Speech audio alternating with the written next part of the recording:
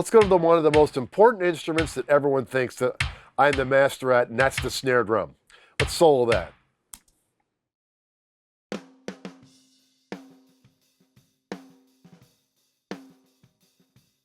We have some things we can do here. The first thing we do is we put on the virtual tape machine. Let's get that spinning. Right away, we set that up for a 2" 16 track at 15 IPS. And why are we doing that? Because we want to take some of the transient off of it. Because digital is not what I'm used to. I'm used to analog. Okay? And then what do you think I'm going to do there? Let's close the tape machine.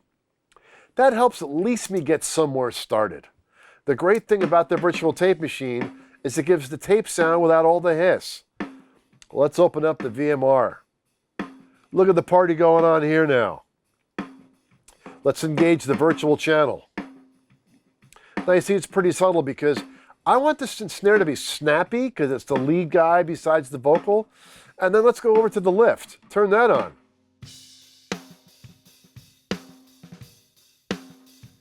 You're like, Chris, do you really think you need that much bottom on the snare drum? And the answer is, you know it. And look at the top. I'm almost maxed on the top.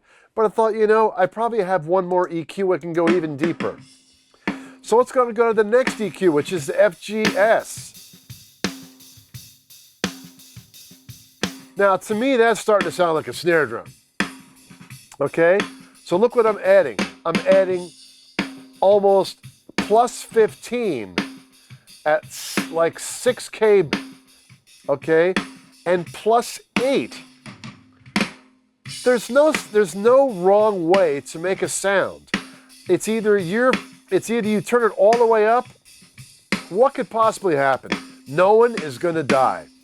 The next thing we'd put after that is we put our VCA compressor, which is FG-401. So let's pop that in and see what it's doing. I just want to even it out and make the snap even more aggressive, okay? So by doing that, it's a slow attack and a fairly quick release. I don't want it too quick because I don't want the track to be all hi-hat. I just want a couple of dB just to keep him in line. Then the next thing we put after it is the trimmer.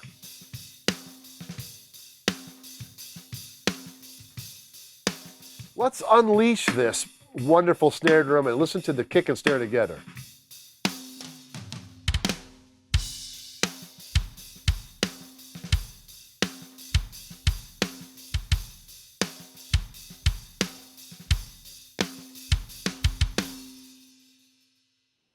So let's stop that for a second.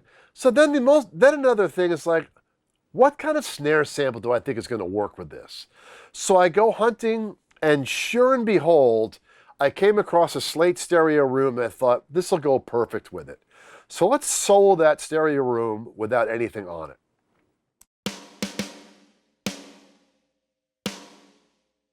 And here's the giveaway. Let's close the plugins. We turn off the snare sample. Let's solo the drum rooms for a second.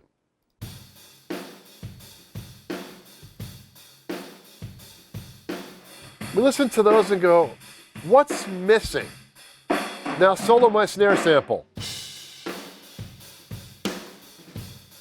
That's what's missing is the snare in the room. So turn off the room track. So we solo that and the snare drum together. Well, the sample certainly isn't cutting it yet. So let's just solo the sample. Let's look at what we've done to it. We have our console and emulation. We turn that on. But in this case, we're cranking it so we're kind of blowing it up because the snare sample is very digital, so we want it to be analog. Next step is let's turn on the EQ. Perfect. We'll get some snap and some bottom out of it with the FGS. Then what's next? The compressor. Well, we're not shy about how much compression we want in the sample because we want to bring the room track up. Then, of course, the trimmer tends to get in there to help give us a little bit more gain. Now let's put the kicks and the snare sample in.